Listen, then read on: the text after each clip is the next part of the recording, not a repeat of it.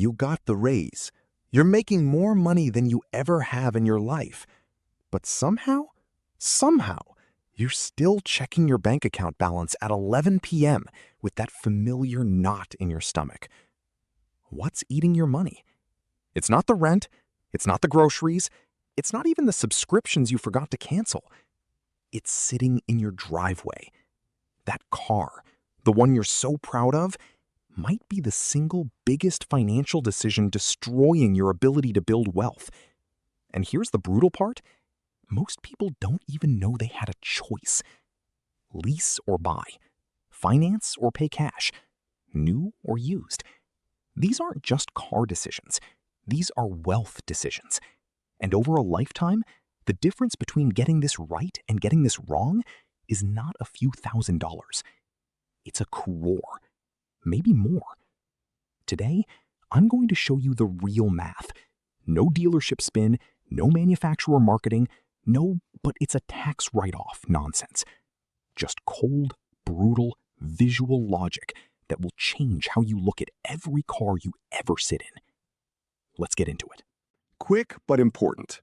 I am not a financial advisor, a certified accountant, a lawyer, or a therapist. Although, honestly, after today's video, you might need one. This video is for educational and entertainment purposes only. The numbers I use are real-world representative figures meant to illustrate financial principles. They are not personalized advice for your specific situation. Any characters, scenarios, or people I reference in this video are composite illustrations, fictional stand-ins designed to make complex ideas easier to understand. They do not represent any specific real person or situation. Your circumstances are unique. Always do your own research and consult a qualified financial professional before making major financial decisions. All right, disclaimer done. Now, let's talk about how cars quietly drain your wealth. When it comes to cars, most people think there are two options, lease or buy. But there are actually three distinct financial paths, and they produce radically different outcomes over a 10-year window. Path 1, leasing. You pay to drive a car you never own. Path 2, financing a new car. You pay to eventually own a car that lost most of its value before you finished paying for it. Path 3, buying a reliable used car, ideally with cash or a short loan. This is the path that builds wealth. Let me show you why with real numbers. Leasing feels brilliant on the surface. Low monthly payment, new car every 3 years, latest features, full warranty, no maintenance headaches. What's not to love? Here's what the dealership is not putting in the ad. Let's run the real numbers on a mid-range car. Let's say a car with an on-road price of 12 lakhs, or for our international viewers, think of a $25,000 car. The lease deal. Monthly payment, 15,000 rupees, $300. Lease term, 36 months, 3 years. Down payment, 150,000 rupees, $3,000. Mileage limit, 15,000 kilometers per year. Excess mileage charge, 10 rupees per kilometer over the limit. Total paid over 3 years. 15,000 times 36 equals 5,40,000 rupees. Plus down payment, 150,000 rupees. Total 6,90,000 rupees. And at the end of 36 months, you own nothing. Not a single rupee of equity. Not a single asset on your balance sheet. Just 3 years of memories and a mileage penalty if you drove too far. But wait, it gets worse. Because most people don't just lease once, they lease again. Do this from age 25 to 55. That's 10 lease cycles. And you've spent roughly 69 lakh rupees on cars, with zero to show for it. That money didn't just disappear. It actively prevented you from building wealth. Okay, so leasing is a money pit. You're smart. You decide to buy instead. But you buy new, financed over 5 years. Feels responsible, right? Let's run that math too. The new car finance deal. Car price, 12 lakh rupees. Down payment, 2 lakh rupees. Loan amount, 10 lakh rupees. Interest rate, 9.5% per annum. Typical in India. Tenure, 5 years, 60 months. Monthly EMI, approximately 21,000 rupees. Total paid, 12,60,000 rupees, EMI, plus 2 lakh rupees, down equals 14,60,000 rupees. So you've paid 14.6 lakhs rupees for a 12 lakh rupee car. And here's the gut punch. Depreciation. A new car loses approximately 15–20% of its value the moment you drive it off the lot. By the end of year 1, it's lost about 25%. By year 3, the point where a lessee would swap theirs, your financed car is worth roughly 50–55% of what you paid. You're paying premium price for a rapidly depreciating asset while paying interest on money you borrowed to buy that depreciating asset. This is called the depreciation interest double drain, and it is one of the most quietly devastating wealth destroyers in modern personal finance. Now let's look at path 3, the boring path, the path that actually works. You find a 3-year-old version of that same 12 lakh rupee car. It's now worth approximately 6.5 to 7 lakh rupees. The first owner absorbed the brutal depreciation hit. You didn't. You either pay cash or you take a small short loan. The smart buy. Purchase price 6,80,000 rupees. Down payment or partial cash 3 lakh rupees. Loan 3,80,000 rupees at 9.5% over 2 years. EMI approximately 17,500 rupees per month. Total loan cost 4,20,000 rupees. Total all-in cost 7,20,000 rupees. Decision. Total spent, asset value after 5 years. Lease, 5 years, 11,50,000. 0. Finance new, 14,60,000. 3.5 to 4 lakh. Buy used, smart, 7,20,000. 3 to 3.5 lakh. But here's the part that changes everything. What if you took the money you didn't spend on a lease or a new car EMI and invested it instead?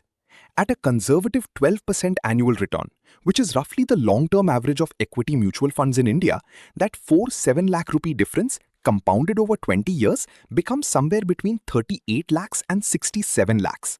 This is not about deprivation. This is about understanding what you're actually trading. So here's the obvious question. If the math is this clear, if leasing a car is this obviously expensive, why do millions of intelligent people still do it? Why do smart professionals, engineers, doctors, people who passed calculus, why do they walk into a dealership and sign a lease? The answer is not stupidity. The answer is neuroscience. Your brain is not optimized for modern financial decisions. It was built for a completely different world. And car dealerships are engineered at every level to exploit that mismatch. This is called payment chunking, and it is the foundational manipulation tactic of every dealership, every EMI app, every buy now, pay later scheme on the planet. Your brain is terrible at evaluating large lump sums. When you see 14,60,000 rupees, you feel the full weight of it. That's a lot of money. That's scary. But when a salesperson says, it's just $21,000 a month, your brain reframes the entire transaction. Researchers at Carnegie Mellon University found that when people evaluate purchases in installments rather than totals, their willingness to pay increases by up to 40%. 40%. Dealerships know this. They are trained, literally trained, to never talk about the total price. Every conversation is anchored to the monthly payment. Can you do $20,000 a month? What if I got you to $18,000? Let me go talk to my manager. They're not negotiating the price. They're negotiating your emotional comfort while the actual cost quietly climbs. Let's talk about why you actually want that new car. I'm not being harsh. I'm being honest because nobody else is going to say this out loud. The car you drive has become an identity signal, a wearable status symbol, a four-wheeled resume that tells people what you want them to think about you before you even open your mouth. And this is rooted in something deeply human, what behavioral economists call social comparison theory. We evaluate our own success not in absolute terms, but relative to the people around us. This is called keeping up with the Joneses, and it's not a metaphor. It is a documented psychological force that drives financial decisions across income levels. Here's the bitter irony. The people watching you drive that new leased car, they're not actually impressed. Morgan Housel, in The Psychology of Money, points out that when you see someone driving an expensive car, you almost never think, what a cool person. You think, I wonder what it would feel like for me to drive that car. The car doesn't make people admire you. It makes them imagine themselves. You are financially sacrificing for an illusion that doesn't even deliver what you think it delivers. There's another psychological mechanism at work in every dealership: loss aversion. Nobel Prize-winning psychologist Daniel Kahneman proved that humans feel the pain of a loss approximately twice as intensely as the pleasure of an equivalent gain. Dealerships weaponize this by getting you to make small, escalating commitments before revealing the full cost. You test drive the car. Now it's your car in your mind. You pick the color. Now it's even more yours. You put down a refundable deposit. Sunk cost kicks in. You spend an hour negotiating. You've invested time. Leaving means that time was wasted. By the time you see the final numbers, the ones that don't quite match what was discussed, your brain is desperately trying to avoid the loss of all that invested time and emotion. So you sign. This is called the sunk cost fallacy, combined with escalating commitment, and it is an extremely sophisticated, highly practiced trap. Finally, let's talk about the lease renewal trap specifically, because it exploits something called the scarcity mindset. When you're in a lease, you know you have to give the car back. There's a built-in expiration date, and as that date approaches, the dealership contacts you, not with neutral information, but with urgency. Your lease is ending in 90 days. Availability is limited. Lock in your rate now before prices go up. This manufactured urgency exploits the scarcity mindset, your brain's tendency to assign more value to things that are limited or about to disappear. Researchers at Harvard Business School found that scarcity cues alone can increase willingness to pay by up to 50% and dramatically impair financial decision-making ability. So every 3 years, you're making a major financial decision under manufactured emotional pressure, and you do it again and again and again. That's not bad luck. That's a system. And now you see it. Here is the paradigm shift I want you to carry out of this video. The car is not the prize. The capital you don't spend on the car is the prize. Every rupee you don't spend on depreciation, interest, and leasing fees is a rupee that can be deployed into income-generating assets, mutual funds, index funds, real estate, your own business. The car takes money out of your life every single month. An investment puts money back into your life every single month. Wealthy people, genuinely wealthy people, not Instagram wealthy, understand this distinction at a cellular level. They practice what's called stealth wealth. Their money works quietly, invisibly, building a life of actual freedom rather than performing a life of imagined status. Here are 5 concrete, actionable rules for every car decision you will ever make. Rule number 1, the 20-4-10 rule. Never break it. When buying a car, new or used, structure the purchase like this: 20% minimum down payment. This limits depreciation damage immediately. 4-year maximum loan term. Longer loans mean more interest and more underwater time. 10% maximum of gross monthly income on total car costs. EMI plus insurance plus fuel. If the car you want doesn't fit this formula, you cannot afford that car. Period. Rule number 2. Always buy used. The sweet spot is 3 to 5 years old. This is where you get the maximum value. The first owner absorbed 40 to 50% of total lifetime depreciation. The car still has 70 to 80% of its reliable life remaining. You're buying the gentle slope, not the cliff. Rule number 3. Never lease unless you're a business writing it off. And even then, be careful. There is one legitimate scenario for leasing. You are a business owner or self-employed professional who can write off the full lease cost as a business expense, and you genuinely need a new vehicle for client-facing work. For everyone else, employees, salaried professionals, anyone who will use this car primarily for personal use, Leasing is a wealth extraction device designed to benefit the manufacturer and the financier, not you. Rule number 4. When the loan is paid off, keep paying that exact same monthly amount, but into a dedicated investment account. By the time you need your next car in 3 to 5 years, you will either pay cash entirely or require a tiny loan. Over a lifetime, this single habit eliminates hundreds of thousands of rupees in interest payments. Rule number 5. Never pay the logo tax. The logo tax is the price premium you pay for a badge, BMW, Audi, Mercedes, that exists almost entirely to signal status. A mid-range German luxury sedan and a top-spec Japanese executive sedan often share similar mechanical reliability profiles.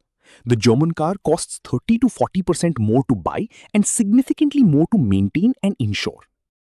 That is not a car decision. That is a marketing decision, and you're the one paying for it. I want to leave you with a single sentence to carry into every car dealership, every EMI app, every amazing deal your friends forward you on WhatsApp. A car takes me from A to B. My investments take me to freedom. The car is a tool. Treat it like a tool, nothing more.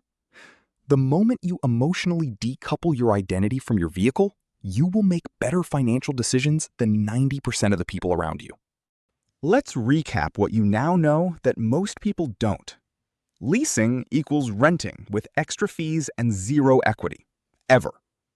New car financing, paying a premium to own a depreciating asset while paying interest.